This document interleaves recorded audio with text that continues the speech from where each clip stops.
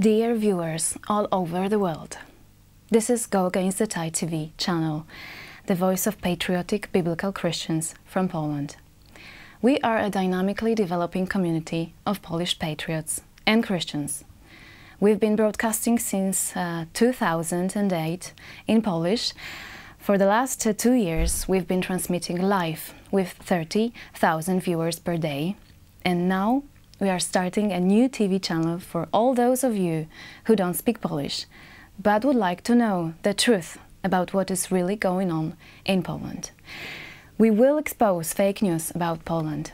We will tell you who is who in our country, and we will work hard to make Poland great again. You probably never heard of these two men, but I'm sure they will very soon be frequent guests in your homes. Let me introduce them. Marian Kowalski.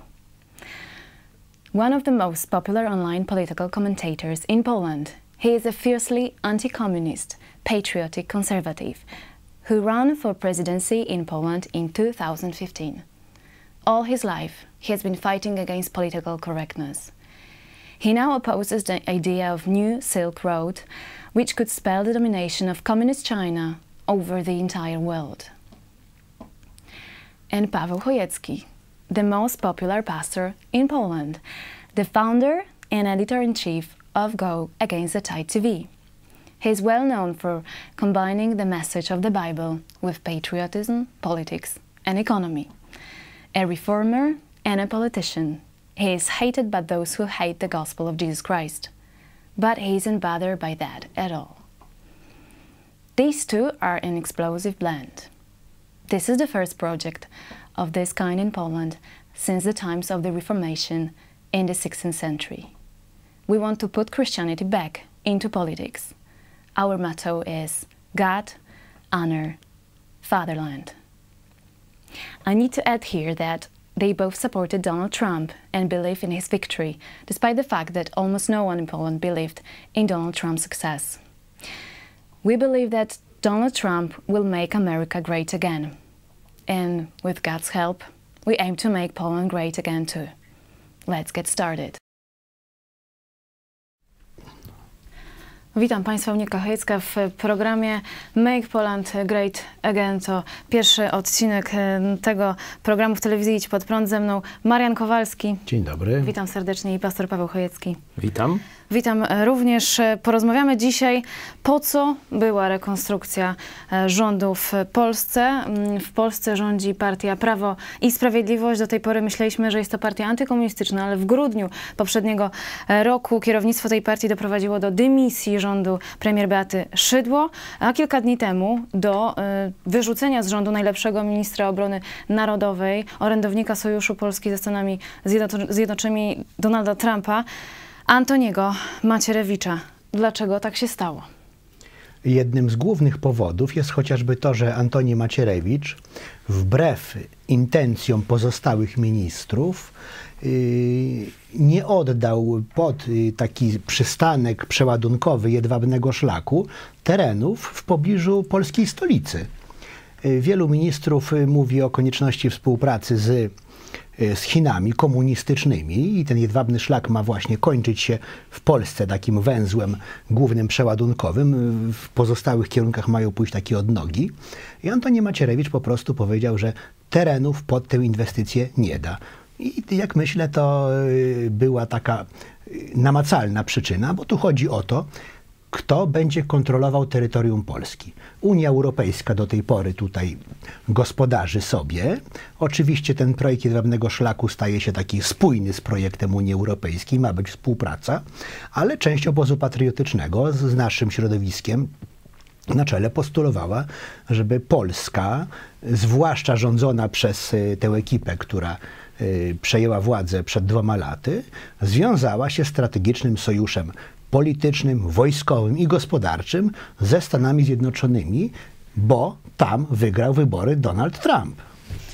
Pastor Paweł Chojecki, dlaczego tak się stało? Dlaczego wyrzucono Antoniego Macierewicza z rządu? Żeby zrozumieć to, co się stało, trzeba się cofnąć do 1989 roku. Wtedy świat usłyszał największe kłamstwo na temat Polski od kilkuset lat być może, mianowicie, że komunizm w Polsce upadł. To tak jakby dzisiaj wziąć ajatollahów w Iranie, przebrać w garnitury, dalej mieliby władzę, dalej mieliby wojsko, dalej mieliby służby specjalne i swoją gwardię rewolucji, którą by nazwali teraz siłami postępu czy siłami demokratycznymi i tak dalej. Czyli zmieniliby tylko odzienie i dalej by rządzili w Iranie i powiedzieliśmy, oto mamy demokratyczny reżim, demokratyczne państwo, reżim ajatollahów, reżim islamski upadł. Dokładnie to samo stało się w 1989 roku w Polsce. Komuniści zmienili, można powiedzieć, garnitury, zaczęli się nazywać demokratami, a dalej w Polsce rządzili.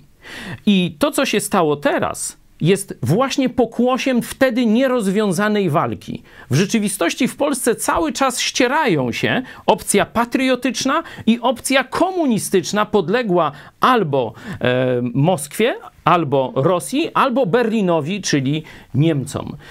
Te wydarzenia, które opisałaś, czyli dymisja pani Szydło i potem dymisja ministra Antoniego Macierewicza, który sprowadził wojska amerykańskie do Polski, to jest nic innego jak tylko przewrót z powrotem do tej opcji uległości w stosunku do Niemiec i Rosji.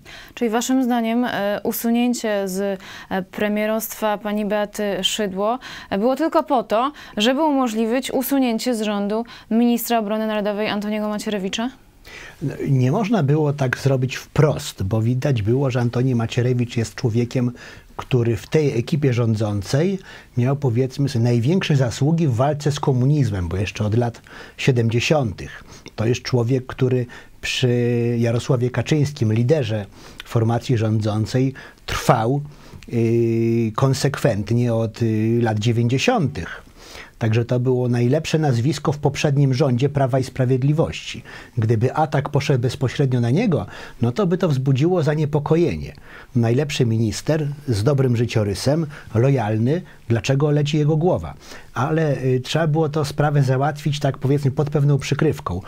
Rano obroniono panią premier w parlamencie, bo opozycja żądała dymisji. Obroniono, dostała kwiaty od swoich kolegów. Postulat opozycji został dużą przewagą głosów oddalony, a już wieczorem pani premier przestała być premierem. No i oczywiście zaproponowano nowego premiera, no i potem miał kilka tygodni na przygotowanie opinii publicznej do zmian personalnych, których celem było wyłącznie odsunięcie Antoniego Macierewicza od bycia ministrem polskiej armii. Widać, że nie ma żadnych innych czynników, bo ani nie wzrastało w Polsce niezadowolenie społeczne z powodu rządów pani Szydło wraz z ministrem Macierewiczem. Prawo i Sprawiedliwość, czyli partia rządząca, miała niebotyczne sondaże w granicach prawie że 50%. I w tym momencie, kiedy wszystko idzie dobrze, kiedy minister Macierewicz zapowiada nowe wojska amerykańskie w Polsce, nowe systemy uzbrojenia armii polskiej, czyli systemy Patriot i okręty podwodne, które będą mogły być wyposażane w rakiety uzbrojone w głowice nuklearne. On to wszystko zapowiada. I zwiększenie polskiej armii. Oczywiście. Czyli w momencie szczytowego rozwoju rządu i tej formacji, która się cieszy ogromnym poparciem Polaków, w tym momencie nastąpi cięcie. I to partia rządząca dokonuje praktycznie demontażu tego, co się tak dobrze w tym obszarze rozwijało. To nie Polacy, nie wyborcy wymogli. To stolice dwóch wrogich imperium niemieckiego i rosyjskiego wymogły na Jarosławie Kaczyńskim i prezydencie Dudzie zdradę Polaków, zdradę sojuszników i zdradę swoich kolegów partyjnych, czyli pani Szydło i pana ministra Macierewicza. Oddajmy głos naszej polskiej korespondentce na Tajwanie, redaktor Hannie Shen. Dlaczego wyrzucono z rządu ministra obrony narodowej Antoniego Macierewicza? Czyli mamy taką agendę globalistyczną. My całą planetę teraz ratujemy i mamy to Make America, make your country. Uczyń swój kraj, uczyń Amerykę wielką. Mamy globalistyczną ideę i tą ideę Trumpa, że państwa suwerenne muszą zadbać o siebie, mają prawa walczyć o swoje interesy, mają prawa kierować się swoimi wartościami. Ta wizyta, zwłaszcza ten wywiad, pokazuje, że to właśnie w tej chwili będzie się rozgrywać już tylko walka na tym poziomie, pomiędzy tymi dwoma ideami. Buduje się taki świat globalistyczny i ten państw suwerennych. No i pytanie jest w takim razie do polityków polskich, którzy powinni w tym momencie powiedzieć, po której stronie oni się opowiadają. Antoni Macierewicz był tym elementem, który powodował, że Polska opowiadała się w tym sojuszu ze Stanami Zjednoczonymi. On mówił tym samym językiem, mówił o tym samym zagrożeniach. Przecież to był jedyny polityk rządzący, który wspomniał na przykład o tych manewrach rosyjsko-chińskich na Bałtyku. On tylko o tym powiedział. To był jedyny polityk, który zatrzymał chińską inwestycję pod Łodzią. Jedyny polityk, który rzeczywiście widział to tak, jak widzą Amerykanie. I warunkiem tego, żeby do tego sojuszu nie doszło, żebyśmy byli w tym właśnie, tej globalnej agendzie, o której opowiadał Macron, było właśnie to, aby usunąć Macierewicza. I z tego także bardzo cieszą się te lewackie elity europejskie. To jest ich zwycięstwo. Nic dziwnego, że na przykład w mediach chińskich mówiono o tym, co się wydarzyło w Polsce, o tych zmianach w rządzie i tak naprawdę wspomniano tylko o dwóch nazwiskach. Wspomniano o Waszczykowskim, bo wiadomo, to jest minister spraw zagranicznych, więc on najczęściej pewnie się w tej prasie pokazuje. I oczywiście na pierwszym miejscu był wymieniony Macierewicz. Oni także się z tego cieszyli. I od razu to wytłumaczyli Chińczykom, tą narrację, która także w Europie jest nadawana, że ta wymiana była po to, żeby poprawić relacje Polski z Unią Europejską. A więc spokojnie, nie obawiajmy się, Polska wraca do tego sojuszu euroazjatyckiego. No właśnie, Hanna Szen pyta, po której stronie teraz Polska stanie po wyrzuceniu z rządu Antoniego Macierewicza, czy po stronie Niemiec, Rosji, Putina i komunistycznych Chin, czy po stronie wolnego świata pod przywództwem Donalda Trumpa i Stanów Zjednoczonych? No myślę, że te ambicje patriotów polskich, takie, żeby państwo polskie było suwerennym, niepodległym, silnym, sprawiedliwym państwem, z którego nie muszą Polacy wyjeżdżać w poszukiwaniu pracy. Te marzenia zostały prawdopodobnie rozwiane na bardzo długo albo na zawsze. Bo dzisiaj miejmy świadomość, że Unia Europejska i sojusz rosyjsko-chiński są nastawione przeciwko Stanom Zjednoczonym. I to jest powód, dla którego w tak ważnym miejscu na mapie, czyli w środkowej Europie, nie pozwolono zrealizować się projektowi, który będzie wzmacniał potencjał Stanów Zjednoczonych globalny i z drugiej strony Polska miałaby wreszcie lojalnego sojusznika, bo Niemcy zawsze Polskę dominowały, Rosja podbijała, a dzisiaj narzędziem do realizacji tych wszystkich interesów jest projekt Jedwabnego Szlaku, który zainteresował ekonomicznie, ale i politycznie wszystkie zdominowane przez postkomunistyczne czy lewicowe, liberalne idee państwa, czyli Europę i Azję. Stany Zjednoczone mogły mieć w Polsce takiego partnera jak w Azji Wschodniej Japonię czy Koreę Południową, a na Bliskim Wschodzie Izrael. Polska ze swoim położeniem nadawała się idealnie do tego, żeby trzymać w ryzach Rosję, Niemcy i uniemożliwić ekspansję Jedwabnego Szlaku. Niestety polski interes narodowy, interes wolnego świata, plany Stanów Zjednoczonych Donalda Trumpa zostały w tym momencie pogrzebane. Po której stronie stanie teraz Polska? Czy po stronie wolnego świata USA, czy po stronie tego komunistycznego, czy neokomunistycznego świata? Wystarczy zobaczyć, jaka jest prowiniencja rodzinna i ideowa nowego premiera, który został wstawiony na miejsce pani premier Szydło. Otóż Mateusza Morawieckiego. Mateusz Morawiecki, syn takiego dość znanego kiedyś opozycjonisty w Polsce, to są znani lewaccy globaliści. Stąd bardzo słusznie pani Hania Shen, Polka mieszkająca na Tajwanie, nałożyła na ten kontekst zmian w Polsce ten pryzmat globalny, ponieważ ONZ rok 2018 chce uczynić światowym paktem na rzecz migrantów i uchodźców. To właśnie w ONZ-cie planuje się w roku 2018, czyli bieżącym, strategię zarządzania wielkimi ruchami migracyjnymi.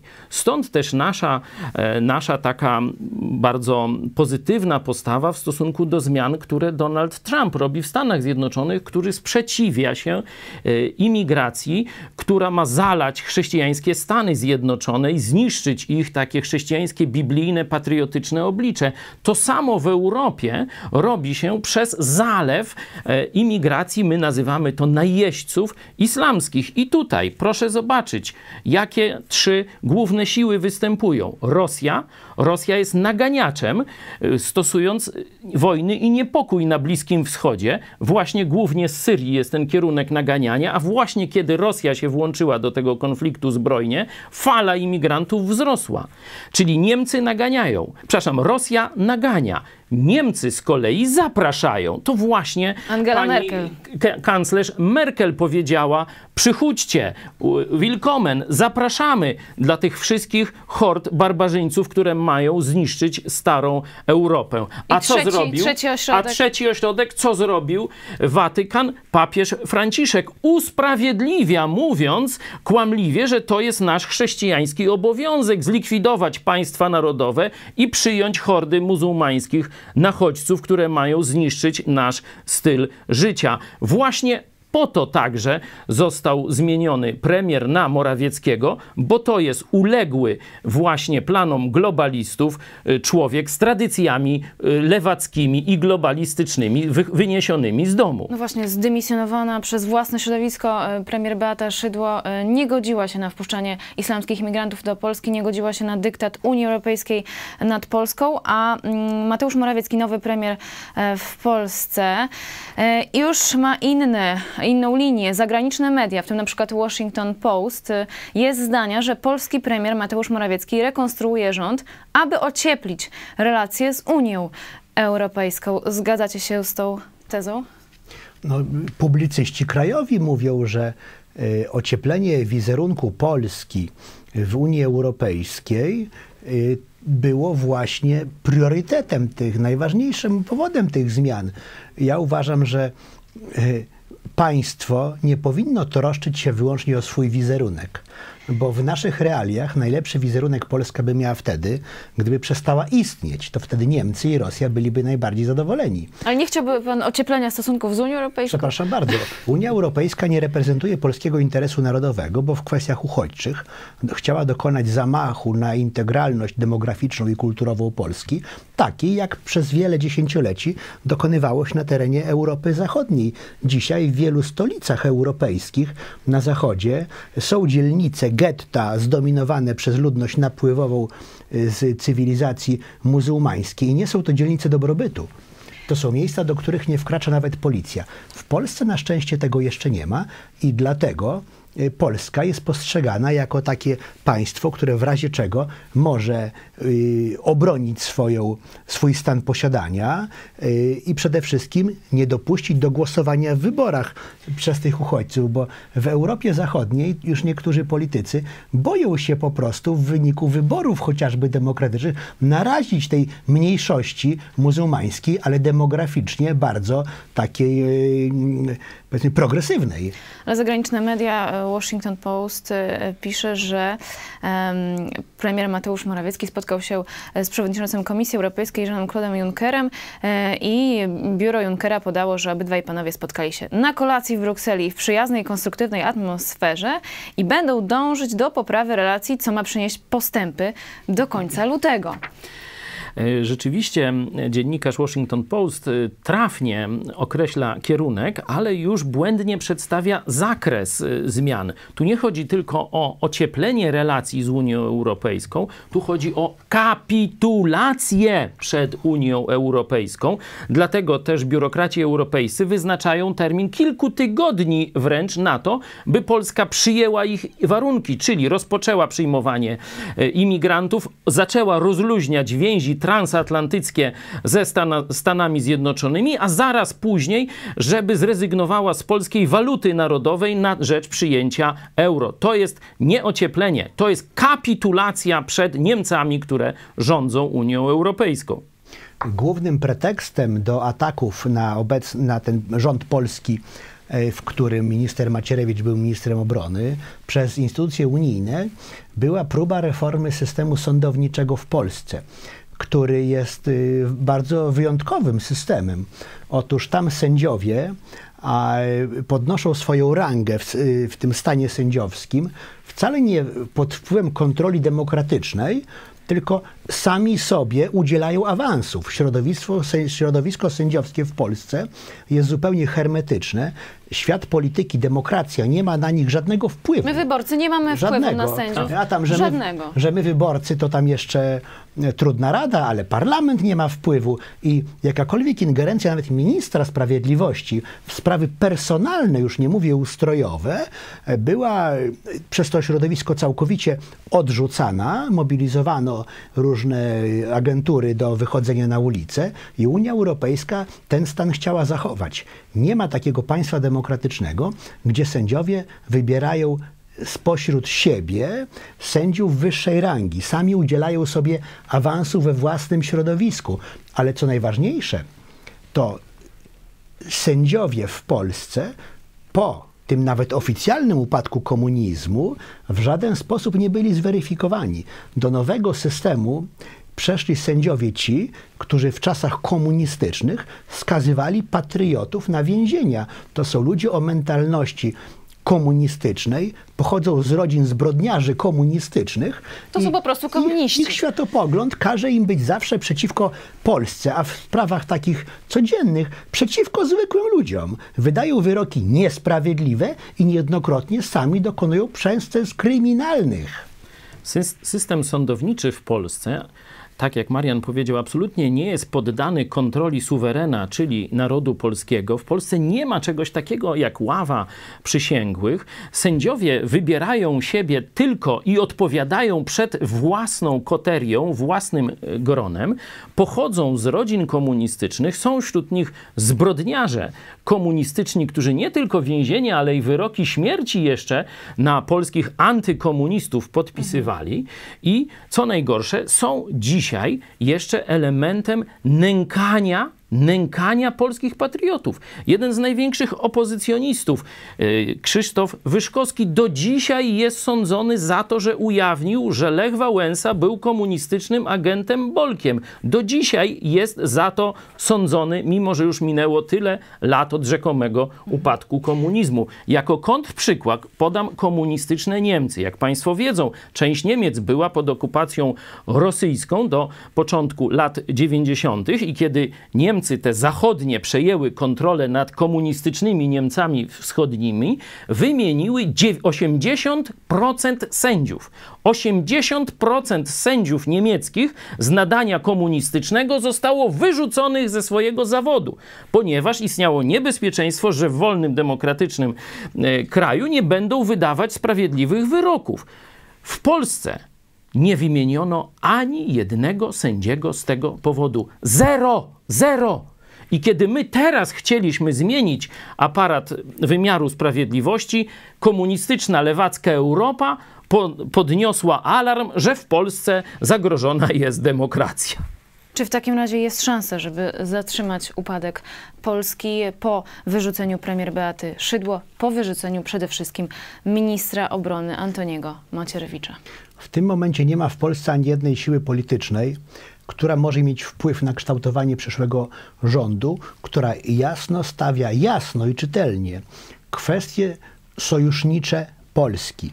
Mówi się cały czas o jakimś tam wzmacnianiu pozycji Polski w Unii Europejskiej, o współpracy gospodarczej z Chinami i to jest cały czas mętniactwo. Trzeba jasno powiedzieć, kto ma być strategicznym sojusznikiem Polski? Czy projekt europejsko-chińsko-rosyjski, czy Stany Zjednoczone? I innej alternatywy nie ma.